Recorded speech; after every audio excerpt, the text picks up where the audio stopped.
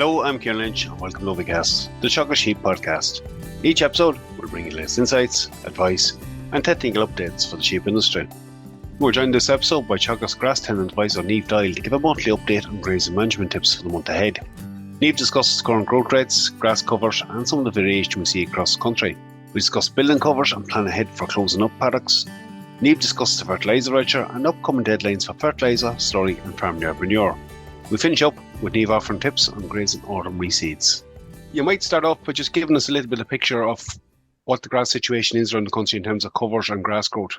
Thanks, Kieran, for having me. So the drier weather has improved grazing conditions on farms, particularly in northern half of the country, who have received very heavy rainfall in late August.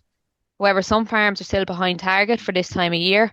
Average farm cover across the country is on average 775 kilos of dry matter per hectare.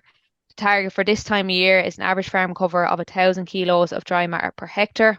Aim for a pre-grazing cover of 1,500 to 2,000 kilos of dry matter per hectare, or 8 to 10 centimetres, grazing these wards down to 6 centimetres with lambs, and following in the rotation with the main yoke group to graze out to between 4 and 4.5 centimetres.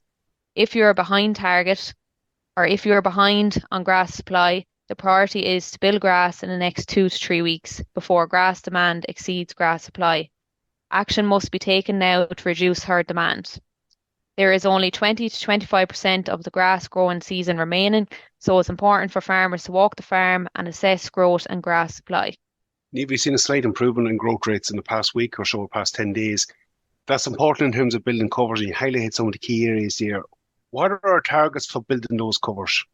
So it's important then to focus on building covers to ensure good quality grass is kept in front of the lambs for the autumn/winter period, and also to ensure the farm is set up for the ewes grazing in the spring.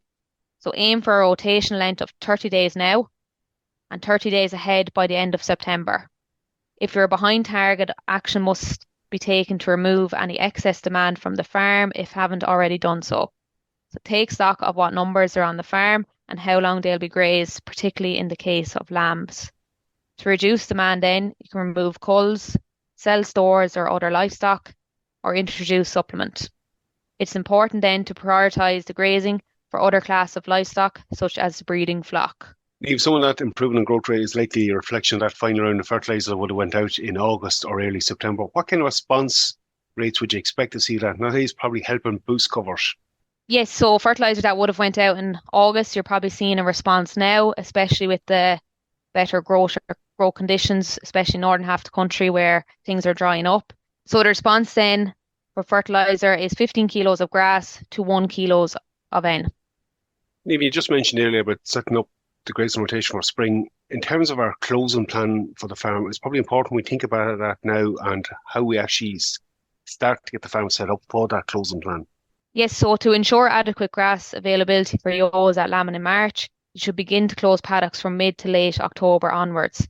This is important so we can build cover while grass growth is still active.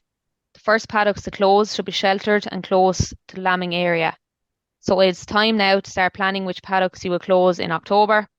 Grazing in order that you're going to close up. So if you're going to graze a paddock now if planning on closing them in early October. That's important. Like, when trying to keep that 30-day rotation really is now we need to get in that 3 to 4 weeks ahead of time and put them in the same order as we're going to close them. Yes, exactly. Yeah. Look, we mentioned fertiliser. The other thing that's cropping up at the moment is our deadlines and the fertiliser register. Maybe talk to us a little bit about that. So the deadline for spreading fertiliser was 14th of September. It's important to account for your remaining closing stock of fertiliser to upload onto the Department Fertiliser database. So K and lime can also be applied all year round.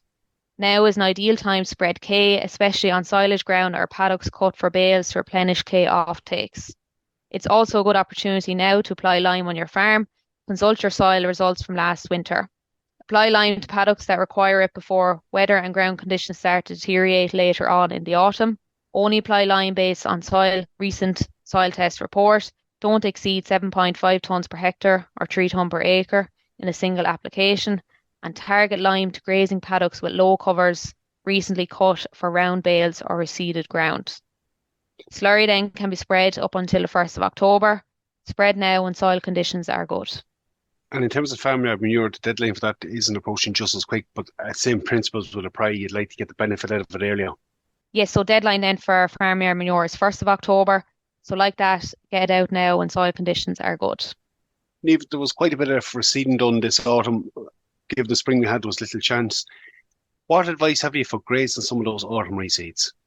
So depending on then when your reseed went in, so if it was early August, then it'd be time now to start grazing or applying your post-emergent spray. It is key that the first grazing is grazed at a cover of between 700 and 1,000 kilos of dry matter per hectare to allow light to the base of the sward. This encourages tillering and stole-on development. Graze the sward tight then every 17 to 21 days at a cover less than 1,200 kilos of dry matter per hectare.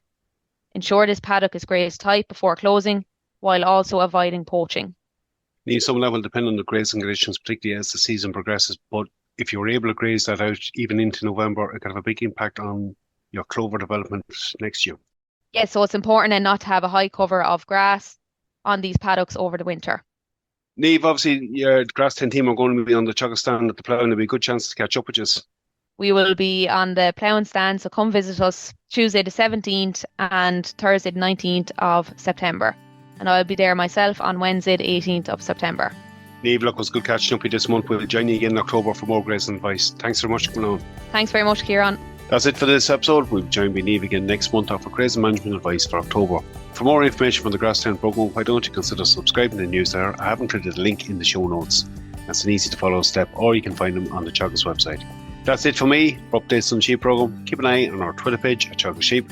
I'm Kieran Lynch. Thanks for joining us. Don't forget to subscribe and follow us for more episodes.